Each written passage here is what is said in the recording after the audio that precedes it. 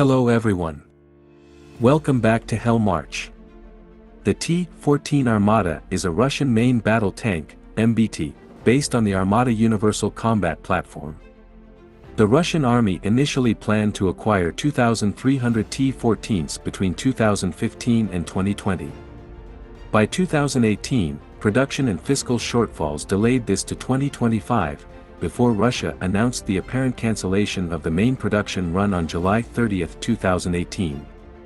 However, as of 2021, the Russian state-owned TASS media agency claimed the Armata had been expected to begin serial production in 2022, with delivery of a test batch of 100 to the 2nd Guards Tomanskaya Motor Rifle Division expected to begin in 2022.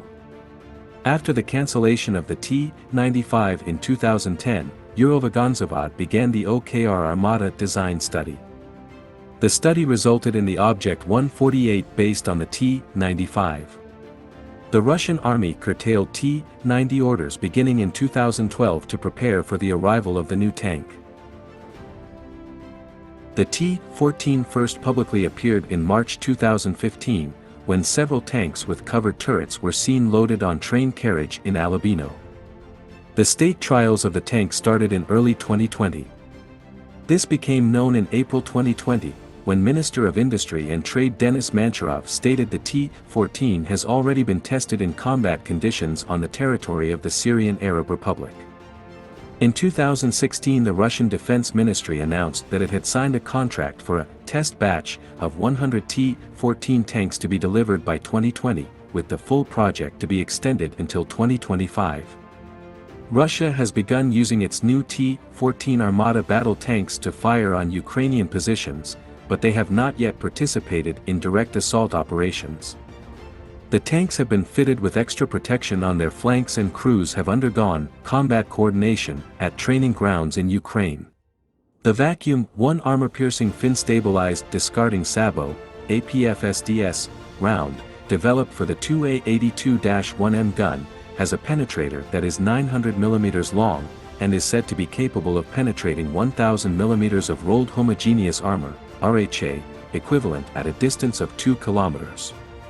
The secondary armament consists of a 12.7 by 108 mm cord machine gun with 300 rounds and a 7.62 x 54 mmR Pecheneg PKP, GRAU index, 6P41, or a PKTM, 6P7 machine gun with 1,000 rounds. All guns are remotely controlled. The T-14 could also be modified to use anti-aircraft missiles. A 30 mm anti-aircraft gun could be installed in the near future. The T-14 is powered by a CHTZ-12N360, a -85-3A, diesel engine with a displacement of 34.6 liters delivering up to 1,100 kilowatts, 1,500 horsepower.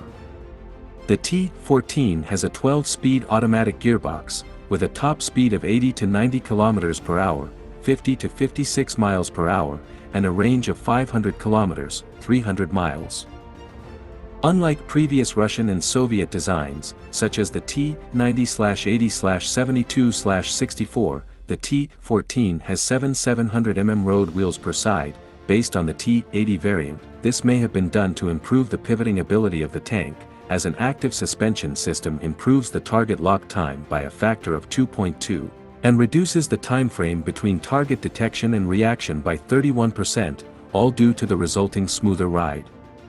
The main protective armor is built with a new steel codenamed 44S SVSH, which has extremely high durability and is able to withstand extreme temperature environments. It is 15% lighter than steel used on older tanks. There is also completely new approach to composite armor with an unknown ceramic layer and utilizing explosive reactive armor, ERA, within its base design, as a continuous layer. Applique armor is on the sides in forward 2/3. Slat, cage, armor is in the rear 1/3 on the sides and the back. An unmanned version of the Armata, called Tachenka B, is planned and is currently in development. Vladimir Kozin, a Russian presidential aide, said in 2015 that Russia's foreign partners, including China and India, have expressed interest in purchasing new military equipment presented at the 9 May Victory Day parade in Moscow, including the Armata tank. To a larger extent, it is our traditional partners, India, China and Southeast Asia. Chinese company Norinco claims their domestic VT-4 tank is superior to the Armata design in terms of mechanical reliability, fire control, and unit cost. In August 2020, Vietnam, Egypt and Belarus were mentioned by Russian defense industry as potential customers of the T-14. The T-14 Armata has been described as early as 2016 as a major concern for Western armies, and British intelligence views the unmanned turret as providing many advantages. However, at the time Western observers questioned Russia's ability to produce modern tanks like the T-90 and T-14 in significant numbers. In response to the Armata, German Rheinmetall AG has developed a new 130mm L/51 tank gun, claiming it provides a 50% increase in armor penetration over the 120mm L/55 in service with the Bundeswehr. Germany and France have joined forces to develop an unspecified main ground combat system to compete with the technological advances of the Armata and replace both the Leclerc and Leopard 2 MBTs around 2030. What do you think about the T-14 Armata? Is it that good as it is stated on the paper? Do let us know. Like the video and subscribe to Hell March. Until next time.